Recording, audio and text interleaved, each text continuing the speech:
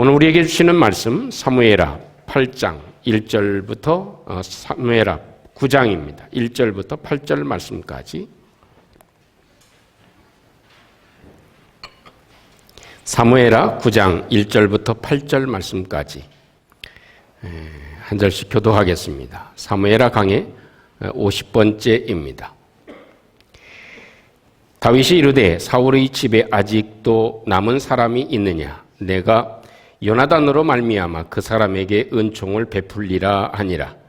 사울의 집에는 종 한 사람이 있으니 그 이름은 시바라. 그를 다윗의 앞으로 부르매 왕이 그에게 말하되 내가 시바냐 하니 이르되 당신의 종이니이다 하니라. 왕이 이르되 사울의 집에 아직도 남은 사람이 없느냐? 내가 그 사람에게 하나님의 은총을 베풀고자 하노라 하니 시바가 왕께 아뢰되 요나단의 아들 하나가 있는데 다리 저는 자니이다 하니라. 왕이 그에게 말하되 내가 어디 있느냐 하니 시바가 왕께 이르되 로드발 암미엘의 아들 마갈의 집에 있나이다 하니라. 다윗 왕이 사람을 보내어 로드발 암미엘의 아들 마길의 집에서 그를 데려오니 사울의 손자 요나단의 아들 모비보셋이 다윗에게 나와 그 앞에 엎드려 절하매 다윗이 이르되 모비보셋이여 하니 그가 이르기를 보소서 당신의 종이니이다. 다윗이 그에게 이르되 무서워하지 말라. 내가 반드시 내 아버지 요나단으로 말미암아 내게 은총을 베풀리라. 내가 내 할아버지 사울의 모든 밭을 다 내게 도로 주겠고 또 너는 항상 내 상에서 떡을 먹을지니라 하니 그가 절하여 이르되 이 종이 무엇이기에 왕께서 죽은 개 같은 나를 돌아보시니까 하니라. 아멘. 세상에서 많은 사람들은 모든 사람은 일을 하고 살아갑니다. 근데 일을 하는데 그 일하는 방법은 다 각기 다른 것 같습니다.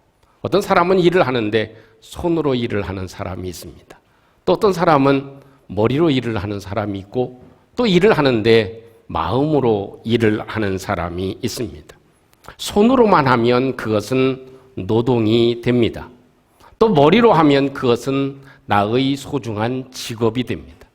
그러나 그 일을 내 마음으로 하게 되면 장인이 될 수 있는 것입니다. 우리가 살아가는 데에도 내 삶에 마음을 얼마만큼 담느냐 하는 것이 굉장히 중요한 일이 되어질 것입니다. 그것은 우리의 삶뿐만 아니라 우리의 신앙생활에도 어떤 부분에서는 이런 부분을 적용해 볼 수 있는 부분이 있을 것입니다. 어떤 사람은 하나님을 믿고 살아가는데 손으로 믿는 사람이 있습니다. 몸으로만 믿는 사람이 있습니다. 그 사람은 아마도 종교인이라고 얘기할 수 있을 것입니다. 어떤 사람은 머리로 하나님을 섬기고 신앙생활을 할 수도 있을 것입니다. 그 사람은 어느 교회의 교인이라고 명칭을 붙일 수 있을 것입니다. 그러나 똑같이 하나님을 믿는데 그 마음을 다해서 하나님을 섬기고 마음으로 신앙생활을 하고 살아가는 사람, 그 사람을 가리켜서 진정한 성도, 거룩한 사람이라 이렇게 얘기할 수 있을 것입니다. 이런 말이 있습니다. 머리에서 가슴까지는 30cm밖에 되어지지 않습니다.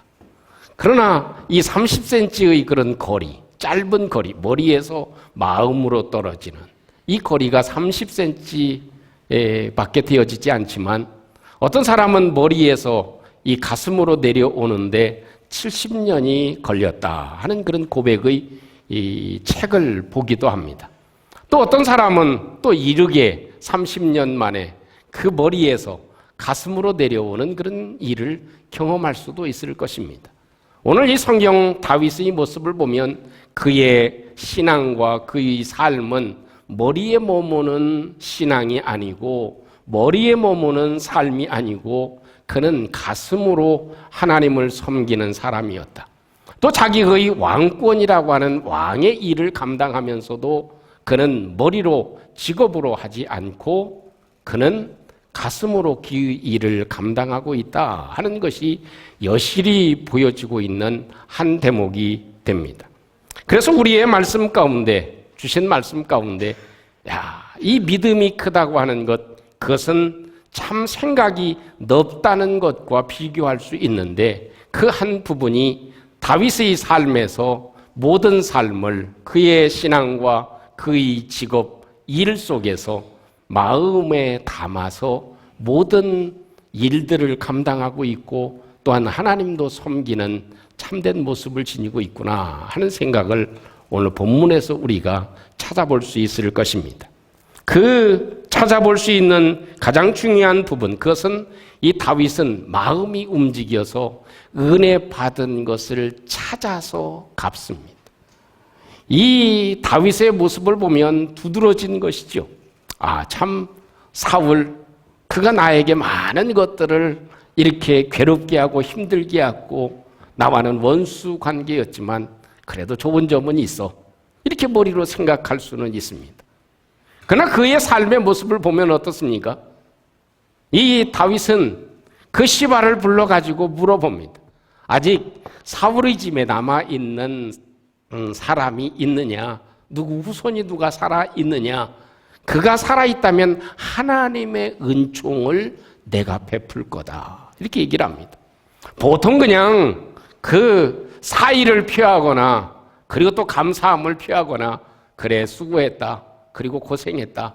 네 사울 왕을 통해서 내가 괴로움을 당했지만 그래도 감사한 부분이 많아. 내가 요나단을 통해서라도 그 사람을 하나만 생각해도 내가 은혜 입은 거야. 라고 해서 이 다윗이 갚을 수 있는 부분, 그 한도가 있을 것입니다. 인간적인 그런 은혜 갚음이 아니라 다윗은 뭐라고요? 찾아내서 그 은혜를 하나님의 은총으로, 하나님이 너를 대하는 것 같이, 하나님이 축복하시는 것 같이 내가 너를 축복할 것이다. 그를 축복할 것이다. 라고 얘기를 합니다. 그러니까 이 시바가 뭐라고 얘기를 합니까? 왕이요, 사실 아래없기 황공하지만 요나단의 아들 하나가 있습니다. 그런데 그가 다리를 잘 사용하지를 못하고 다리가 불편한 아들이 있습니다. 그래? 그러면 그가 어디 있는지 아느냐? 그래서 이 사람을 다윗이 보내가지고 이 무비보셋, 요나단의 아들 무비보셋을 찾아옵니다. 찾아왔다. 아마 데리고 오지 않아도 되고 그냥 있으면, 그 자리에 있으면 이 왕의 위치는 지금하고는 너무 차이가 나지 않습니까? 이 완전히 신적인 어떤 존재의 모습과 같습니다. 그렇기 때문에 무비보셋 그 집, 있는 집 이렇게 잘 살 수 있도록 해주고 또한 재산을 이렇게 남겨주고 모든 그런 어려움이 없도록 처리를 해줄 수 있을 것입니다. 그런데 굳이 이 다윗은 어때요? 마음이 움직였기 때문에 무비보셋을 자기의 왕궁으로 찾아서 데리고 오기까지 했다. 그리고 은혜를 갚아주었다. 이것이 참 우리가 봐야 될 중요한 감동적인 장면이다. 그래서 이 다윗을 보면 그냥 손으로 일을 하는 사람이 아니고 머리로 일을 하는 사람이 아니고 가슴으로 역시 일을 하는 사람이구나 하는 사실을 우리가 발견해 보면서 머리를 숙이게 되는 것이죠. 여러분, 은혜는 찾아내서 갚아야 될 줄로 믿습니다. 은혜라고 하는 것은 잊을 수 없는 일들 아닙니까? 어찌 보면 다윗도 사울에게 씻을 수 없는 그런 상처를 입은 사람 가운데 한 사람입니다. 내가 당한 것도 있지만 사실 어찌 보면 은혜 받은 일을 생각한 것이죠.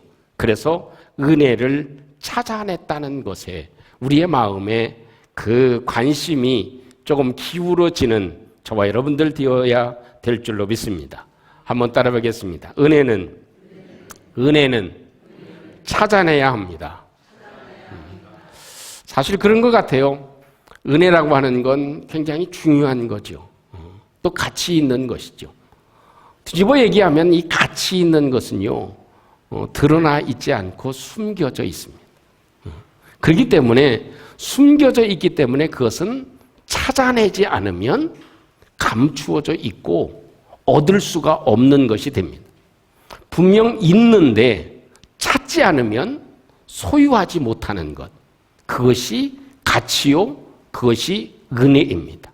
소중한 가치 있는 것, 그것은 찾아내서 얻어야 되는 것, 그것이 은혜인 것이죠. 마태복음 13장에 가보면 밭에 감추인 보화의 비유가 나옵니다. 천국은 마치 밭에 감추어져 있는 보화와 같다. 밭에 드러나 있는 보화가 아니고 감추어져 있는 보화와 같다. 사람이 이를 발견한 후에는 기뻐하고 돌아가서 자기 소유를 다 팔아서 그 밭을 산다 하는 예수님의 말씀을 기억할 수 있습니다. 이 감추어져 있다는 것은 찾아내야 된다는 것입니다. 또 감추어져 있다는 것은 찾아도 못 찾을 수도 있는 것이다 하는 겁니다. 모든 사람이 찾는다고 해서 다 찾게 되는 것은 아닙니다. 모든 사람이 다 금은보화를, 그 다이아몬드를 찾는다고 해서 찾는 것이 아닙니다. 어느 지역에 가보면 세계에는 여러 곳이 있지 않습니까? 그래서 하루에 얼마를 내면 다이아몬드를 이렇게 마음껏 자기가 가져올 수 있는 그런 데가 있습니다. 그러면 이제 입장료를 내는 거죠. 입장료를 내면 그 벌판에 다이아몬드가 있다는 거예요. 실제로 거기에서 보석 같은 다이아몬드를 얻은 사람이 많이 있습니다. 많이 있으니까 가겠죠. 거기는 아주 다이아몬드가 많이 있는 곳이에요. 근데 입장료를 내고 가서 얻는 사람이 많습니까? 못 얻는 사람이 많겠습니까? 못 얻는 사람이 훨씬 더 많죠. 근데 잘 찾는 사람은, 그것을 찾는 사람은 찾아내게 됩니다. 그것이 진리입니다. 우리 속에도요, 내가 살아오는 삶, 내 삶의 주위에도, 내가 겪어온 일 가운데에도 은혜가 많이 숨겨져 있습니다. 그러나 그것을 찾아낼 때, 그리고 또 마음을 들여 그걸 갚을 때, 이 다윗처럼 이렇게 하나님의 사람이 이런 마음 가운데 살아감으로 왕 중에 왕이 되는 이런 놀라운 축복이 이루어졌음을 우리가 기억할 수 있는 것입니다. 앞이 보이지 않는 홍해, 거기에 길이 있다는 것을 누가 알았겠습니까? 그것은 은혜가 하나님께 있음을 알고 하나님을 찾은 다윗에게 하나님은 그 길을 열어주시고 그 은혜를 열어주신 것입니다. 여러분, 베드로가 풍랑이는 바다를 걸어가는 장면이 나오죠. 어찌 보면 그 풍랑과 바람소리, 그 풍랑에 모두 다 뛰어내린다고 하는 것은 상상할 수가 없죠. 근데 주님이라는 사실을 발견하고 주님이 오라고 명령을 할 때 베드로는 걸어갑니다. 그런데 중요한 내용이 나오죠. 주님을 보고 갈 때는, 주님을 발견했을 때에는, 주님이 내 마음에 들어왔을 때에는 무리를 걸어가게 됐습니다. 근데 주님을 놓치고 풍랑과 이 바다를 보았을 때 빠져갔다. 그겁니다. 그러니까 우리 삶에도 풍랑이는 바다 가운데 보화와 같은 예수 그리스도가 보이는 것, 그 은혜가 우리의 눈에 들어오고 우리의 마음에 들어오게 될 때 어떤 풍랑과 어떤 일이 우리 가운데 있어도 그것을 뛰어넘을 수 있고 그것을 걸어갈 수 있고 그것을 헤쳐갈 수 있는 능력과 힘이 있는 줄로 믿습니다. 여러분, 우리의 삶에 기쁜 일이 많습니까? 그냥 그저 그런 일이 많습니까? 그냥 좀 별로 안 좋은 일이 많습니까? 사는 게 우리 집사님 오늘 기도하셨지만 다람쥐 쳇바퀴 돌듯이 돌아가지 않아요. 어제가 오늘 같고 오늘이 내일 같아. 그러면 어떤 때는 어때요? 야, 이렇게 살아서 무엇하나? 이게 뭐 사는 거야? 산다고 얘기할 수도 없잖아. 이렇게 생각이 되면 굉장히 사람이 디프레스 됩니다. 우울해집니다. 내가 이게 뭐야? 내가 밥순인가? 아니면 난 일순인가? 왜 나는 일꾼인가? 이런 생각 가운데 살아가면 사람이 참 정상적인 삶을 살아갈 수가 없을 것입니다. 그러면 마음이 요동이 치죠. 지옥과 천국을 왔다 갔다 하죠. 그것이 풍랑이는 것과 같습니다. 그런 때 주님이 보여야 할 줄로 믿습니다. 주님이 보이면 그 모든 것 위에서 이기고 걸어갈 수 있는 힘이 생기게 되는 거예요. 그것이 은혜를 발견하는 것입니다. 주님을 발견하는 것입니다. 주님이 역사하셨던 것을 다윗은 기억하고 하나님이 역사하셔서 그 어려움 가운데 요나단이라고 하는 귀한 친구를 만나가지고 내가 그 때문에 요나단 때문에 생명을 얻었지. 내가 죽을 고비를 넘겼지. 얼마나 감사한 일인가. 만약 요나단이 없었으면 나는 죽은 사람이 됐을 거야. 그래서 이 다 사울을 생각하면 다 원수를 보복해야 될 일이지만 그 한 사람 나의 생명을 살려준 그를 생각하면 내가 그 후손이라면 누구든 상관하지 아니하고 내가 은혜를 하나님의 은총을 베풀 것이다. 이게 다윗의 마음이었습니다. 이게 얼마나 소중한 것을 발견한 것인가. 참 우리는 세상을 살다 보면 은혜가 원수로 돌아오는 경우도 참 많죠. 도와줬다가 뺨을 맞는 경우가 있고요. 살려줬는데 오히려 원수로 갚는 경우도 없지 않아 있을 것입니다. 그러나 우리의 삶에 어떤 일이 생긴다 할지라도 내가 받은 은혜를 기억하고 그것을 찾아내서 갚을 수 있는 저와 여러분들이 되시기를 주님의 이름으로 축원합니다. 중국 선교의 유명한 선교사 허드슨 테일러를 잘 아시죠? 그분은 이런 말씀을 남겼습니다. 삶의 문제는 환경이 얼마나 어려운가가 아니다. 삶의 진정한 문제는 하나님과 당신과의 관계이다. 당신이 전능하신 하나님과 얼마나 가까이 있느냐, 이것이 진정한 중요한 삶의 문제이다. 이런 얘기를 했습니다. 여러분, 가장 중요한 것, 우리의 능력과 우리의 은혜와 우리의 생명을 주관하시는 주님을 찾아내는 저와 여러분들 되시기를 주님의 이름으로 축복합니다. 어느 술 주정백인을 두고 있는 여자 성도님이 남편 때문에 항상 괴로워했습니다. 그리고 힘들게 신앙생활을 했습니다.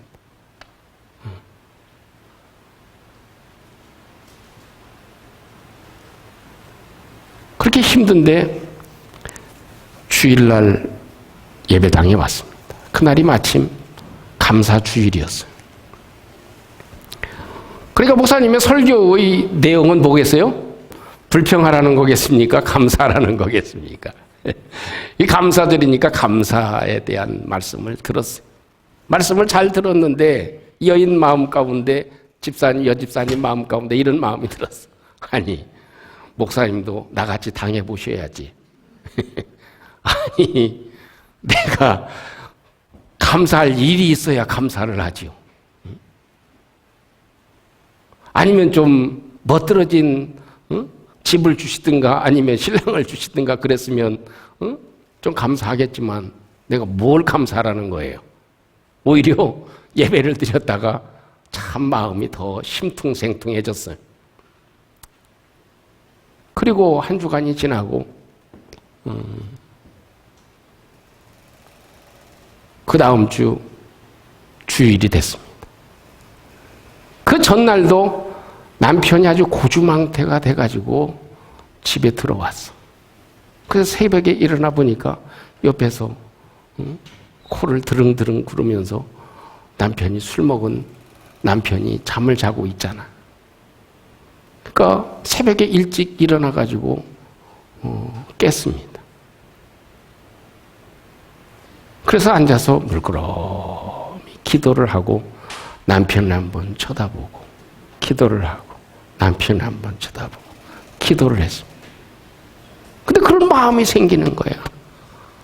지난주에 목사님이 감사라고 말씀을 전해주었는데 참 그 말씀이 생각이 나면서 이런 마음이 들었어요. 아, 나에게도 감사한 일이 있긴 있었구나. 그래서 감사한 내용 몇 가지를 이렇게 소개를 해 주었습니다.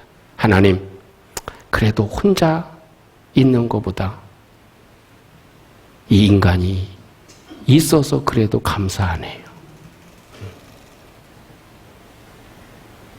그래도 언젠가는, 앞으로는 그래도 좋은 남편이 될 가능성이 있어서 감사합니다. 세 번째 감사한 건 그래도 길에서 길바닥에서 쓰러져 있으면 힘들 텐데 집에까지라도 찾아와 주어서 감사합니다. 또 네 번째는 토요일에 밤에 술을 많이 마시고 와서 취해 있어서 주일날 예배당 가는데 집 지켜주는 남편이 있어서 편안한 마음으로 올 수 있게 해주셔서 감사합니다. 참, 안 당해본 사람은 모르겠지만요. 참 그것이 감사했다는. 그러니 그 남편이 변화되지 않겠어요?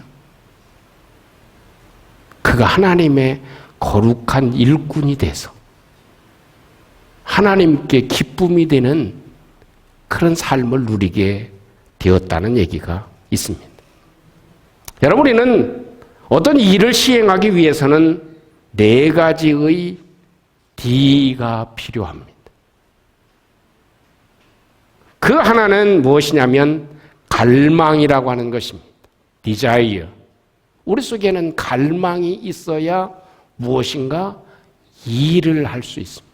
하나님의 은혜를 찾고 싶은 갈망, 내 눈 속에서 하나님을, 내 삶에서 하나님을 발견하고 싶은 갈망, 내가 기도하고 싶은 갈망, 내가 하나님의 힘으로 일어설 수 있기를 소망하는 갈망, 이 어려움을 극복해보고 싶은 갈망, 내가 이 땅에 살아가면서 무엇인가 이루고자 하고 싶은 일이 있는 갈망, 내가 이것을 꼭 하고 싶습니다 하는 그런 갈망, 그 갈망이 있어야 모든 일들이 이루어집니다. 이 갈망이 없으면 어느 누구도 어떤 것도 이루어 나갈 수가 없는 것이죠. 이 다윗은 어떤 마음이 있었어요? 하나님을 찾고 싶은 갈망이 항상 있었던 사람입니다. 내 영혼이 사슴이 시냇물을 찾기에 갈급함같이 내가 주를 찾기에 갈급하나이다. 이 갈망함, 그것은 우리 삶에 굉장히 중요한 것입니다. 은혜를 찾고 싶은 갈망, 하나님의 역사하심이 있었던 것을 찾고 싶은 갈망, 그 갈망이 중요한 것이죠. 또 한 가지는 결정입니다. decision. 이 결정을 해야지, 갈망만 가지고 있다고 해서 결정하지 아니하면 아무것도 이룰 수가 없는 것입니다. 세 번째는 단행을 해야 되고, 네 번째는 훈련이 되어져야 합니다. 그래야 하나님의 온전한 일을 이룰 수가 있고 우리의 삶에서도 가치 있는 하나님의 뜻을 우리가 이루어 나갈 수 있는 것이죠. 사랑하는 성도 여러분, 우리 삶에는 널려 있는 하나님의 역사와 하나님의 도우심의 흔적들이 있습니다. 이번 주간이 8.15 광복 주년이기 때문에 한번 이런 측면에서도 생각해 볼 필요가 있을 것입니다. 우리가 지금 현재 오늘까지 있기까지는 8.15의 광복이 있었기에 오늘이 우리에게 주어지지 않았을까요? 참 민족의 아픔의 그런 식민지하에서의 삶에서도 끊이지 아니하고 나라를 품고 소망하면서 나라를 위해 기금을 모은 사람들이 있습니다. 그 척박한 땅 쿠바에서도 그 하루하루 벌어서 일한 부분, 그것을 외국에서 일하는 것이 그 당시에는 어떤 일입니까? 아주 최악의 일입니다. 그런 일을 하면서 그들이 돈을 모아 나라를 위해서 써달라고 독립운동하는 사람들에게 지원을 했던 흔적이 발견되어지고 있습니다. 프랑스에서도 사람들이 약 36명의 사람이 이렇게 흘러가서 거기에서 참 나라를 재건하는 그 일에 앞장섰던 그 노동자들이 있습니다. 그 사람들의 후손이 지금도 있습니다. 그들이 했던 일은 전쟁의 그런 폐허 가운데 그 시체를 옮기는 일입니다. 또 무덤을 만드는 일입니다. 또 길을 만드는 일입니다. 아주 세상에서 최악의 일을 하면서도 40%의 임금을 나라를 위해서 썼습니다. 이 나라가 그렇게 해서 해방의 기쁨을 얻게 된 것입니다. 역사를 잊은 나라는 망하게 됩니다. 역사를 알지 못하면 또 역사 속에 남겨진 교훈과 은혜와 희생을 알지 못하면 그 나라는 소망이 없을 수도 있습니다. 이것이 우리의 민족이 겪은 우리의 삶의 아픔이기도 하고 또한 하나님의 은혜이기도 한 것입니다. 사랑하는 성도 여러분, 오늘 다윗을 보면 참 마음에 여러 가지 마음이 교차하죠. 나도 주님을 믿고 살아가는데 내가 손으로만 몸만 왔다 갔다 하지 않았는가? 예전에는 그렇지 않았는데 내가 하나님을 믿는다 하지만 내가 머리로는 든 게 많아. 들은 것도 많고 머리는 커 있어. 우리가 하나님을 섬기는데 다윗처럼 마음이 움직이는 저와 여러분들 되시기를 주님의 이름으로 축원합니다. 마음으로 주님을 섬기고 또 마음을 다해서 자기의 왕권을 어떻게 사용해야 되는지를 다윗은 잘 알고 그 뜻대로 행했습니다. 그러니까 그것을 알지 못하는 무비보셋은 다윗 앞에 와가지고 사시나무 떨듯이 떨지 않습니까? 그러니까 다윗이 친절하게 얘기를 합니다. 무비보셋아, 두려워하지 말라. 내가 네 아버지 때문에 너에게 평생 은혜를 갚으마. 사울 왕이 가지고 있던 땅을 너에게 다 주고 이런저런 일들을 해주마. 그래서 겨우 이 무비보셋의 마음을 진정시키는 다윗의 모습을 우리가 바라볼 수 있습니다. 여러분, 길이 보이지 않는 곳에 주님은 역사하고 계십니다.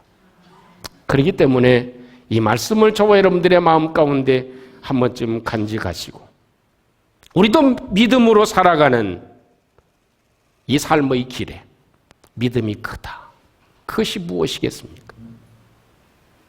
그것은 우리의 마음을 움직여 하나님을 섬기고 살아가는 것이다 하는 것을 우리 마음 가운데 함께 간직하고 내 속에 하나님께서 베풀어 놓으신 은혜의 흔적들이 무엇인지 찾아내서 그것을 통해서 갚고 또 그 은혜를 깊이 새기는 저와 여러분들이 돼서 하나님의 도우심과 하나님의 역사하심이 우리 가운데 크게 역사하는 그런 은혜가 있기를 주님의 이름으로 축원합니다.